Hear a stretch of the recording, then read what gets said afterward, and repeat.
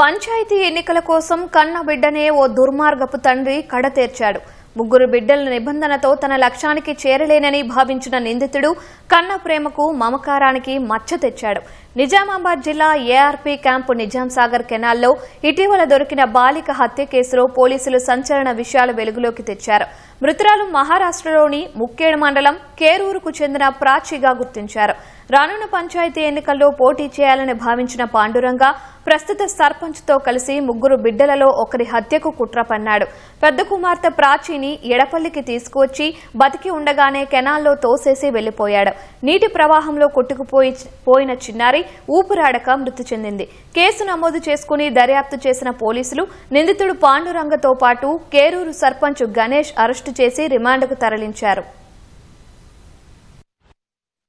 కొండమంగళే పాండురంగ అతను ముగ్గురు పిల్లలకు తండ్రి. అతను ఆ గ్రామంలో కొరూరు గ్రామంలో విరాట్ అనే సెలూన్ నడుపుతూ ఉండేవాడు. అదే సెలూన్ కి గణేష్ షిండే అని ప్రస్తుతం సర్పంచ్ ఆయన రెగ్యులర్ గా వస్తుండేవాడు. వీళ్ళ డిస్కషన్లో ఏంటి అంటే 6 నెలల్లో మహారాష్ట్రలో